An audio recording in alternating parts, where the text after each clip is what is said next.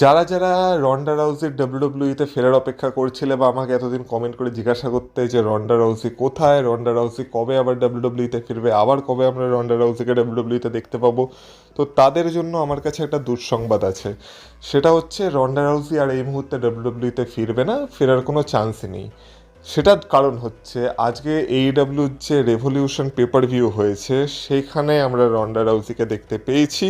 আর Ronda Rousey এই মুহূর্তে এইডাব্লিউতে appear হয়েছে, মানে আমরা বলতে পারি যে রন্ডা রাউজি এইডাব্লিউর সাথে একটা কন্ট্রাক্ট সাইন করে নিয়েছে। আর এখন বেশ কিছু সময় ধরে রন্ডা রাউজি এইডাব্লিউতেই থাকবে। তো সেই কারণে এই মুহূর্তে রন্ডা রাউজির ডাব্লিউডাব্লিউতে ফেরার কোনো চান্স নেই। তাই যারা যারা অপেক্ষা করছিল তারা এই মুহূর্তে রন্ডা রাউজির অপেক্ষা ছেড়ে দাও, বা এই মুহূর্তে রন্ডা রাউজিকে ডাব্লিউডাব্লিউতে দেখতে পাবে এই আশাও ছেড়ে দাও বা ভুলে যাও। যাই হোক না কেন, কিন্তু ডাব্লিউডাব্লিউকে নিয়েও কিছু গুরুত্বপূর্ণ খবরাখবর আছে, কালকে রকে নিয়ে কিছু গুরুত্বপূর্ণ কথা আছে। তো সেগুলোই হবে এই ভিডিওতে, তাই ভিডিওটা পুরোটা দেখো, স্কিপ করো না, কারণ তোমরা দেখছো wrestle entertainer. So let's start the entertainment.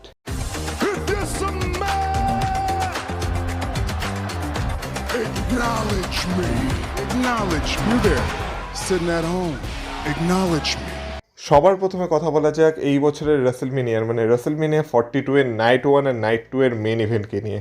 তো এতদিন আমরা এই বছরের রেসেলমেনিয়ার জন্য একটাই বড় ম্যাচ দেখতে পাচ্ছিলাম, যেটা হচ্ছে রোমান রেন্স ভার্সেস সিএম পাঙ্কের ম্যাচ, যেটা মেন ইভেন্টে হওয়ার কথা ছিল। আর সবাই এটা ধরেই নিয়েছিল যে এটাই নাইট 2 এর মেন ইভেন্টে হবে। কিন্তু তারপর গত সপ্তাহে স্ম্যাকডাউনে যখন র্যান্ডি অর্টন কোডি রোডসের উপর হিল টার্ন করলো, তখন আমরা দেখতে পেলাম যে সেই গল্পটা অনেকটাই ভালো হয়ে গেছে, সেই গল্পটাতেও এক্সাইটমেন্ট চলে এসেছে। তো তারপর থেকে একটা ডিবেট হচ্ছিল যে কোন ম্যাচটার রেসেলমেনিয়ার নাইট 2 এর মেন ইভেন্টে হওয়া দরকার, রোমান রেন্স সিএম পাঙ্ক নাকি র্যান্ডি অর্টন কোডি রোডস।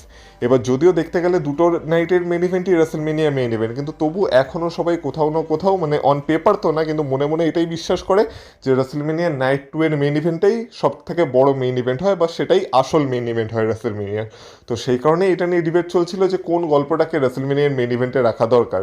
অনেকে বলছিল যে এখনও সিএম পাঙ্ক ভার্সেস রোমান রেন্সের ম্যাচকেই নাইট 2 এর মেন ইভেন্টে রাখা দরকার। আবার অনেকে মনে করছিল যে না, র্যান্ডি অর্টনের হিল টার্নের পর কোডি রোডস আর র্যান্ডি অর্টনের ম্যাচটাই নাইট 2 এর মেন ইভেন্ট হওয়া দরকার। তো এটা নিয়ে আর কোনো কনফিউশন নেই, কারণ ডাব্লিউডাব্লিউর ওয়েবসাইটে ডাব্লিউডাব্লিউ অলরেডি রেসেলমেনিয়া নাইট 1 আর নাইট 2 এর মেন ইভেন্টকে অ্যাডভার্টাইজ করে দিয়েছে, যেখানে নেটফ্লিক্স আর ডাব্লিউডাব্লিউর ওয়েবসাইটের মতে কোডি রোডস ভার্সেস র্যান্ডি অর্টনের ম্যাচ আমরা রেসেলমেনিয়া নাইট 1-এই দেখতে চলেছি, মানে সেটা নাইট 1 এর মেইন ইভেন্টই হতে চলেছে। আর সিএম পাঙ্ক ভার্সেস রোমান রেন্সের ওয়ার্ল্ড হেভিওয়েট চ্যাম্পিয়নশিপের ম্যাচ সেটাই রেসেলমেনিয়া নাইট 2-কে মেইন ইভেন্ট করতে চলেছে। তাই যারা যারা ভাবছিলে যে রেসেলমেনিয়া নাইট 2 এর মেইন ইভেন্ট কোনটা হবে, তো সেটা হতে চলেছে রোমান রেন্স ভার্সেস সিএম পাঙ্কের ওয়ার্ল্ড হেভিওয়েট চ্যাম্পিয়নশিপের ম্যাচ। এটা নিয়ে আর কোনো কনফিউশনে থাকার কোনো কারণ নেই। কিন্তু যেই বিষয়টা নিয়ে এই মুহূর্তে ডাব্লিউডাব্লিউ চিন্তা করা দরকার সেটা হচ্ছে রেসেলমেনিয়া 43, কারণ আমরা সবাই জানি যে রেসেলমেনিয়া 43 হতে চলেছে সৌদি আরেবিয়া থেকে। আর এই মুহূর্তে পৃথিবীতে একটা ওয়ার্ল্ড ওয়ার 3 টাইপের সিচুয়েশন তৈরি হয়েছে, যেখানে আমেরিকা, ইরাক, ইরান এরা আর কি নিজেদের মধ্যে যুদ্ধে লিপ্ত হয়েছে। এবার সেই কারণে এই মুহূর্তে রেসেলমেনিয়া 43 সৌদি আরেবিয়াতে অনুষ্ঠিত করাটা একটু তো চাপের বিষয় হয়ে যাচ্ছে, যেহেতু সৌদি আরেবিয়া বা সৌদি আরবও এই যুদ্ধের মাঝখানে ইনভলভ হয়ে পড়েছে। আর যেহেতু তারা আমেরিকার থেকে সাপোর্ট পাচ্ছে, তো ইরানের নজর তাদের দিকেও আছে। তো সেই কারণে যেহেতু রেসেলমেনিয়া 43 একটা আমেরিকান ইভেন্ট, আর এটা যেহেতু রেসেলমেনিয়ার কথা হচ্ছে, রেসেলমেনিয়া দেখতে ওয়ার্ল্ড ওয়াইড সব জায়গা থেকে লোকজন আসে। তো সেই কারণে যদি ইরান চায় যে আমেরিকাকে শায়েস্তা করার জন্য রেসেলমেনিয়া 43-কে টার্গেট করবে, তো সেক্ষেত্রে যুদ্ধকালীন পরিস্থিতিতে এরকম একটা অনুষ্ঠান করানো ডাব্লিউডাব্লিউর পক্ষে একটু চাপের হয়ে যেতে পারে। তাই ডাব্লিউডাব্লিউ এখনও কথাবার্তা চলছে ভেতরে যে অ্যাকচুয়ালি রেসেলমেনিয়া 43 সৌদি আরেবিয়া থেকে করানো দরকার কি দরকার না, বা করানো উচিত কি উচিত না। আর তার থেকে বড় কথা হলো এই বছর সৌদি আরেবিয়াতে আর যে ইভেন্টগুলো হওয়ার কথা ছিল সেগুলো পসিবলি ক্যান্সেল হয়ে গেছে, বা ইন্টারনালি ক্যান্সেল করে দেওয়া হয়েছে। এখনও অ্যানাউন্সমেন্ট আসেনি, কিন্তু সেটাও খুব তাড়াতাড়ি হয়তো চলে আসবে যে এই বছর আর সৌদি আরেবিয়াতে ডাব্লিউডাব্লিউর কোনো ইভেন্ট হবে না। যেগুলো হওয়ার কথা ছিল সেগুলোকে পোস্টপোন করে দেওয়া হবে, বা সেগুলো অন্য জায়গা থেকে অনুষ্ঠিত করা হবে। কিন্তু সবথেকে বড় চিন্তার বিষয় হচ্ছে এর ফলে রেসেলমেনিয়া 43ও মানে এফেক্টেড হতে পারে।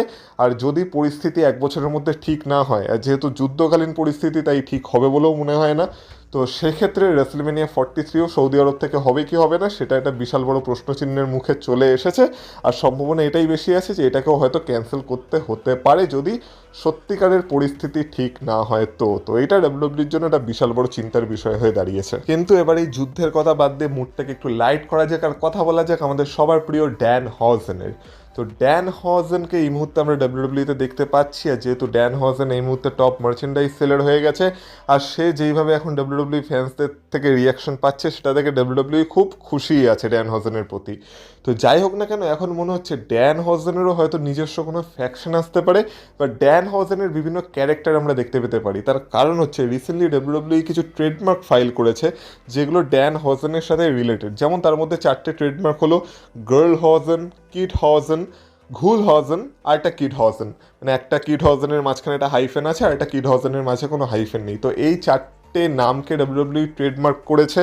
তো বোঝাই যাচ্ছে যে এটা ড্যান হজেনের সাথে রিলেটেড, আর এটা সম্ভবত ড্যান হজেনের কোনো ফ্যাকশন হতে পারে যেখানে আর কি তার সাথে এরা আসতে পারে, বা হয়তো ড্যান হজেনের বিভিন্ন ক্যারেক্টার আমরা দেখতে পেতে পারি যেই ক্যারেক্টারগুলোর নাম এরকম হতে পারে। তো এরকম একটা পরিস্থিতি দেখা যাচ্ছে। তো এবার তোমরা বলো যে তোমরা ড্যান হজেনের কি দেখতে চাও, কোনো ফ্যাকশন নাকি ড্যান হজেনের বিভিন্ন ক্যারেক্টার? কিন্তু যাই হোক না কেন, তোমরা যদি ড্যান হজেনের কার্স থেকে বাঁচতে চাও তাহলে তোমাদের একটা কাজই করতে হবে, সেটা হচ্ছে এই চ্যানেলটাকে সাবস্ক্রাইব করতে হবে। কারণ রেসেলমেনিয়ার আগে আমরা 20,000 সাবস্ক্রাইবার্সের একটা টার্গেট নিয়েছি, আর সেটার জন্য আর প্রায় 2,200 মতো সাবস্ক্রাইবার্স আমার প্রয়োজন। তো প্লিজ তোমরা করে দাও, সবই তোমাদের হাতে আছে। আর না করলে তোমরা তো জানো কি হবে, কারণ ড্যান হজেন অলরেডি মার্ককে কার্স লাগিয়ে দিয়েছে। আর মার্কের মতো যদি তোমাদের পরিস্থিতি তোমরা না করতে চাও তাহলে অবশ্যই চ্যানেলটাকে সাবস্ক্রাইব করো। অবশ্যই যদি আমার ভিডিও তোমাদের ভালো লেগে থাকে তবেই করো, জোর জবরদস্তি না। ভিডিও ভালো লাগলে তবেই সাবস্ক্রাইব করো। এবার কথা বলা যাক রোমান রেন্সের হিল টার্ন নিয়ে। তো গত সপ্তাহে র্যান্ডি অর্টনের হিল টার্নের পর থেকে এই কথাটা সবাই আমাকে জিজ্ঞাসা করছে যে রোমান রেন্স কি এবার হিল টার্ন করতে পারে সিএম পাঙ্কের উপর, যেভাবে র্যান্ডি অর্টন কোডি রোডসের উপর হিল টার্ন করেছে। তো দেখো, আমি সোজা বাংলা ভাষায় বলছি, এটার সম্ভাবনা নেই। কারণ কোডি রোডস ভার্সেস র্যান্ডি অর্টনের যে ম্যাচটাকে ডাব্লিউডাব্লিউই অ্যানাউন্স করেছিল বা বুক করেছিল, সেটা purely baby face versus baby ফেসের ম্যাচ ছিল। কারণ র্যান্ডি অর্টনও পুরোপুরি বেবি ফেস ছিল, আর কোডি রোডস তো বেবি ফেস ছিলই। তো সেই কারণে এই ম্যাচে একটা হিলকে দরকার ছিল, আর সেই হিলটা হয়ে গেছে র্যান্ডি অর্টন, তাই র্যান্ডি অর্টনের হিল টার্ন হয়েছে। কিন্তু ওই দিক থেকে আমরা যদি সিএম পাঙ্ক আর রোমান রিংসের কথা বলি, তো না তো CM punk purely baby face, না তো Roman Rings purely baby face. এদের দুজনের মধ্যে কাউকেই আমরা পিওরলি বেবি ফেস বলতে পারি না। হ্যাঁ, অডিয়েন্স এদের দুজনকেই পছন্দ করে, এদের দুজনের জন্যই চিয়ার করে, কিন্তু এদের কথাবার্তা শুনলে, এদের অ্যাকশন দেখলে বোঝা যায় যে এরা পিওরলি বেবি ফেস না। এরা যখন ইচ্ছা যা ইচ্ছা করতে পারে। কালকে যদি রোমান রিংস এসে সিএম পাঙ্ককে উদম মারে মেরে রক্তারক্তি কাণ্ড ঘটিয়ে দেয়, তখনও কেউ বলবে না যে সেখানে রোমান রিংসের হিল টার্ন হলো। আর সেম যদি সিএম পাঙ্ক এসে রোমান রিংসের অবস্থা খারাপ করে দেয়, তবু কেউ বলবে না যে এক্ষেত্রে সিএম পাঙ্কের হিল টার্ন হলো। কারণ তাদের দুজনের ক্যারেক্টারটা এরকম, তারা টুইনার টাইপের ক্যারেক্টার, তারা সব কিছু করতে পারে। তারা অডিয়েন্সের সাথে ভালো মতো ব্যবহারও করতে পারে, আবার একে অপরের অবস্থা খারাপ করেও রেখে দিতে পারে। তো এই ক্ষেত্রে এই স্টোরি লাইনে কোনো হিল টার্নের দরকার নেই। হ্যাঁ, রোমান রিংস যে সময় হিল ছিল সেই সময় রোমান রিংসের ক্যারেক্টার একটা আলাদাই লেভেলের ছিল, আর এই মুহূর্তে আমরা হয়তো সেই পুরনো রোমান রিংসের একটা ঝলক দেখতে পেতে পারি। যেহেতু সিএম পাঙ্ক তার ফ্যামিলি নিয়ে কথা বলেছে, এটা নিয়ে একটু এর নেক্সট আপডেটে আসা যাক, যেখানে আমরা কালকে রয়ের কথা বলতে চলেছি। তো কালকে রয়ের একটা বিশাল বড় এপিসোড হতে চলেছে। তো রোমান রিংস আর সিএম পাঙ্কের ব্যাপারে আসছে, কিন্তু তার আগে তোমাদের একটা ছোট করে প্রিভিউ দিয়ে রাখি যে কালকের রতে কী কী হতে চলেছে। তো কালকের রতে আমরা ম্যাক্সিন রুবরি ভার্সেস ন্যাটির মধ্যে একটা ম্যাচ দেখতে চলেছি। তো এদের মধ্যেও সম্ভবত এটা ফিউডের লাস্ট ম্যাচ হতে পারে, যদি এর ফিউডটাকে আর আগে এগাতে না হয়।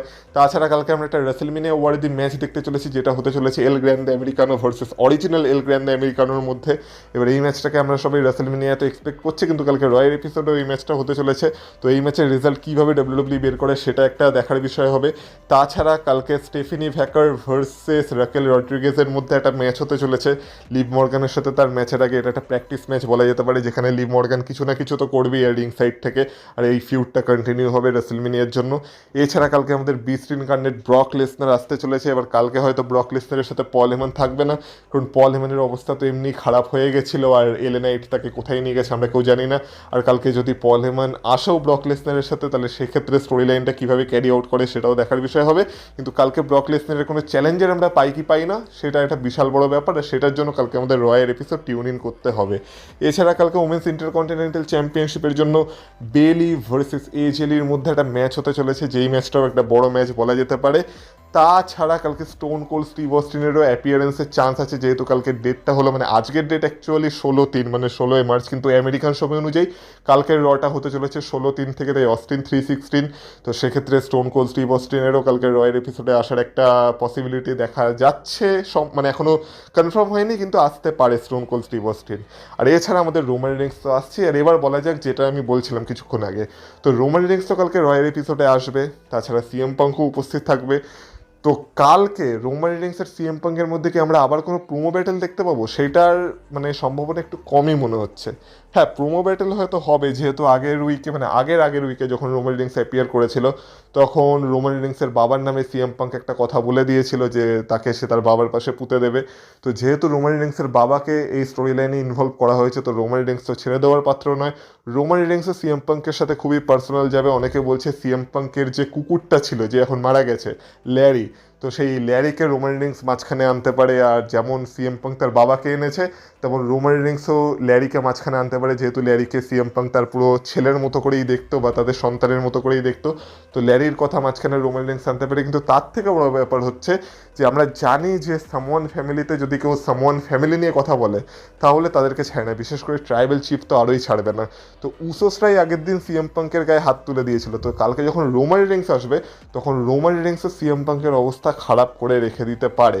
এমনকি আমরা যেমন রেসলমেনিয়ার আগে দ্য রক ভার্সেস কোডি রোডসের মধ্যে একটা ব্রল দেখেছিলাম, যেখানে রক পুরো কোডি রোডসের অবস্থা খারাপ করে রেখে দিয়েছিল, তো সেম কাজ কালকে রোমান রিংসও সিএম পাঙ্কের সাথে করতে পারে, যেখানে যেহেতু সিএম পাঙ্ক তার বাবার নাম মুখে এনেছে, তাই সিএম পাঙ্কের অবস্থা কালকে রোমান রিংস পুরো খারাপ করে রেখে দিতে পারে। মানে যেমন আমরা দেখেছি যে র্যান্ডি অর্টন আগের উইকের স্ম্যাকডাউনে কোডি রোডসের অবস্থা খারাপ করে দিয়েছিল, সেমভাবে কালকে সিএম পাঙ্কের অবস্থাও খারাপ হয়ে যেতে পারে। আর এই স্টোরি লাইনটাও একটা নেক্সট লেভেলে চলে যেতে পারে, যেটা অলরেডি নেক্সট লেভেলেই আছে। তো এইভাবে কালকে রয়ের এপিসোডটা আমাদের মিস একদম করলে হবে না। কালকের রয়্যাল এপিসোডটা তো দেখতেই হবে, যেটা শুরু হতে চলেছে ভোর 5:30 থেকে আমাদের ভারতীয় সময় অনুযায়ী। আর যারা বাংলাদেশ থেকে দেখবে তারা সকাল 6টা থেকে দেখতে পেয়ে যাবে। তো কালকের রকে একদমই মিস করো না, যেটা আমরা দেখতে পাবো অনলি অন নেটফ্লিক্স। আর বাকি তোমাদের যদি ভিডিওটা ভালো লেগে থাকে ভিডিওটাতে অবশ্যই একটা লাইক করে দিয়ে যাও, চ্যানেলটাকে প্লিজ সাবস্ক্রাইব করো। রেসেলমেনিয়ার আগে 20,000 সাবস্ক্রাইবার্স কমপ্লিট তো করতে হবে। তো প্লিজ আমার ভিডিও ভালো লেগে থাকলে, আমার কাজ ভালো লেগে থাকলে ভিডিওটাকে লাইক করার পাশাপাশি চ্যানেলটাকে সাবস্ক্রাইব করো।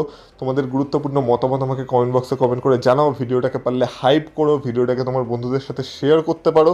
তাছাড়া ইনস্টাগ্রাম আর ফেসবুকে আমাকে ফলো করতে চাইলে তারও লিঙ্ক তোমরা পেয়ে যাবে এই ভিডিওর ডেসক্রিপশনে। সেখানেও আমরা এখন বিশাল মজাদার জিনিসপত্র পোস্ট করছি। তো অবশ্যই ফেসবুক পেজ আর ইনস্টাগ্রামে আমাকে ফলো করো, লিঙ্ক পেয়ে যাবে ডেসক্রিপশনে। আর বাকি তোমাদের সাথে কথা হবে আবার পরের ভিডিওতে। ততক্ষণ তোমরা ভালো থেকো, টাটা।